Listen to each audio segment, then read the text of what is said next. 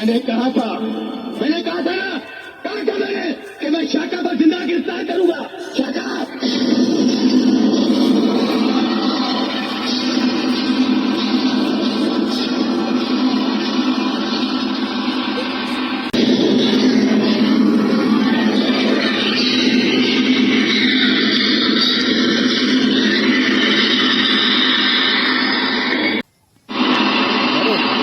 आज तेरी ही आंखों के सामने तेरे इन साथियों को मारूंगा मैं। एसपी, शाका को कोई जिंदा नहीं पकड़ सकता।